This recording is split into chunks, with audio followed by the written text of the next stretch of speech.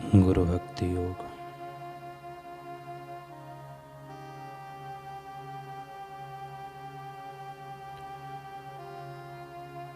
केवल सदाचारी जीवन जीना ही ईश्वर प्राप्ति के लिए पर्याप्त नहीं है।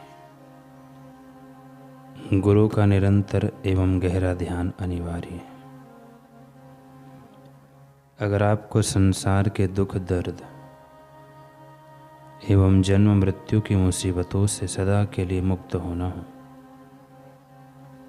तो आपको गुरु के स्वरूप का गहरा ध्यान करने की आदत डालनी चाहिए।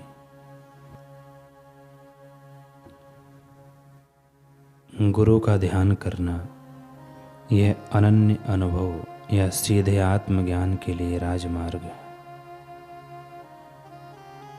अन्न वस्त्र निवास आदि शारीरिक आवश्यकताओं के लिए शिष्य को चिंता नहीं करनी चाहिए। गुरु कृपा से उसके लिए सब चीज़ों का इंतजाम हो जाता है।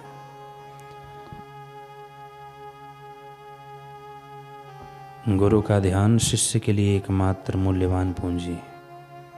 भक्तों के लिए भगवान हमेशा गुरु के रूप में पथ प्रदर्शक बनते हैं।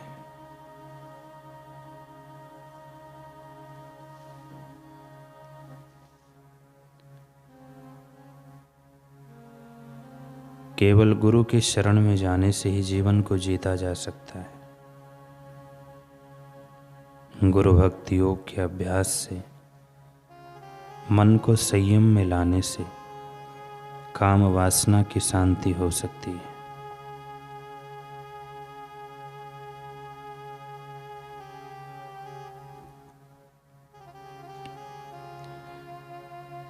जो प्रार्थना शिष्य के निखालिस पवित्र हृदय से निकलती है उसे गुरु की ओर से तत्काल प्रत्युत्तर मिलता है।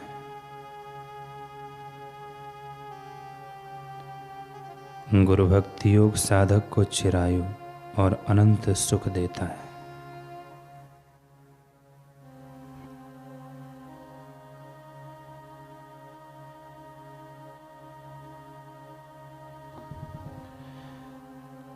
राजा भोज के दरबार में एक दिन सभासदों में इस बात पर चर्चा होने लगी कि साधना बड़ी या सेवा बड़ी है। इस बहस पर राजा भोज भी कोई निर्णय नहीं दे पाए। खूब विचार करने के बाद भी उन्हें समझ में ना आया कि सेवा बड़ी या साधना बड़ी। एक दिन राजा भोज हिंसक पशु का शिकार करने के लिए जंगल में गए।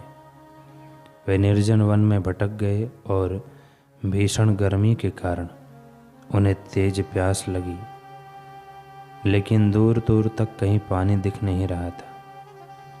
तभी उन्हें कुछ ही दूरी पर एक साधु की कुटिया दिखाई दी। वे कुटिया तक पहुँचते पहुँचते पानी पानी चिल्लाकर बेहोश हो गए। साधु समाधि में थे, ध्यान में थे। शोर सुनकर साधु का ध्यान भंग हुआ। उन्होंने राजा की हालत देखकर तत्काल अपने कमंडलू का जल राजा के मुख पर छिड़का और उन्हें पानी पिलाया। पानी पीने से राजा की जान में जान आई और वे हाथ जोड़कर बोले, महाराज, आपकी समाधि मेरे कारण भंग हुई, इसका मुझे बहुत दुख हो रहा है।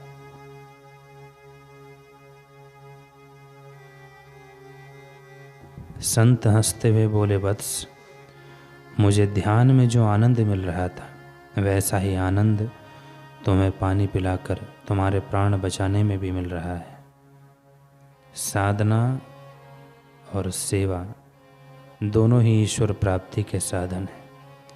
यदि मैं तुम्हारी यह मरणासन दशा देखकर भी ध्यान में ही लगा रहता तो मेरा वह ध्यान किस काम का।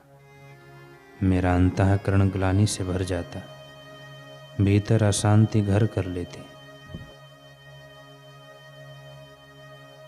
अतः वत्स, सेवा और साधना दोनों ही परमार्थ मार्ग के प्रकाशक है। जैसे पक्षी दो पंखों से मुक्त गगन में उड़ान ऊंची भरता है, वैसे ही मनुष्य साधना और सेवा द्वारा अपने सच्चिदानंद मुक्त स्वरूप की अनुभूति में तृप्ति पाता है।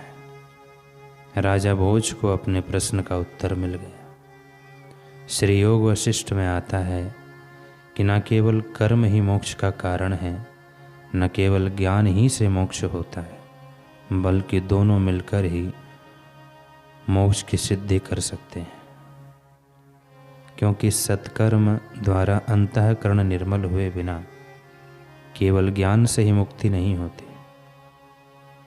सेवा और साधना को आप अलग नहीं कर सकते।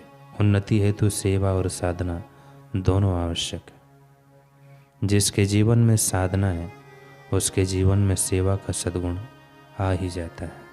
जो सेवा तत्परता से करता है उसको साधना का रस सेवा से ही मिलता है और साधना में भी मन लगता है। डोंगरे जी महाराज कहते हैं कि संसार के प्रपंच जीव को ईश्वर के पास जाने नहीं देते। जिसको ईश्वर प्राप्ति की इच्छा हो उसे स्वतंत्र नहीं रहना चाहिए। किसी योग्य गुरु की शरण में जाना चाहिए, संत की आज्ञा में रहना चाहिए, उनकी आज्ञा अनुसार सेवा व साधना करनी चाहिए। सेवा अपने मनमानी ढंग से करना और गुरु की आज्ञा अनुसार करना, इन दोनों में बड़ा फर्क है। ऐसे ही साधना सांसारिक प्रपंच से बचना हो तो सद्गुरु की शरण में जाना अत्यंत आवश्यक है। श्री राम जी तो परमात्मा है, माया से रहित शुद्ध ब्रह्म है। वे जगत को ज्ञान दे रहे हैं कि मैं ईश्वर हूँ, फिर भी मुझे सद्गुरु की आवश्यकता पड़ती है। आजकल तो बहुत से लोग पुस्तकें पढ़कर ही ज्ञानी हो जाते हैं और व्याख्यान भी अच्छा करते हैं। पुस्तकों को पढ़कर मिला हुआ ज्ञान धन प्राप्त करा सकता है, प्रतिष्ठा दिला सकता है, परंतु अंदर की शांति नहीं दिलाएगा। पुस्तकें पढ़कर मिला हुआ ज्ञान 6-8 महीने कोई ना पढ़े तो धीरे धीरे भूलने लग जाता है, परंतु जिसको सद्गुरु का आशीर्वाद मिला है, जिसने सद्गुरु की सेवा की है, सद्गुरु की आज्ञा अनुसार जिसने साधना की है, उसका ज्ञान स्थायी होता है। गुरुदेव के आशीर्वाद से ज्ञान में स्थिरता आती है, आत्मविश्रांति, आत्म सुख मिलता है एवं परितृप्ति होती है। पुस्तकें पढ़कर शब्द ज्ञान मिलता है, उससे अभिमान हो जाता है। सद्गुरु कृपा से प्राप्त हुआ ज्ञान विनय, विवेक, सद्गुण और सदाचार लाता है। पारस के परसंते कंचन भई तलवार, तुलसी तीनों ना गए धार मार आकार। ज्ञान हथौड़ा हाथ ले सद्गुरु मिला सुनार, तुलसी तीनों मिट गए धार मार आकार।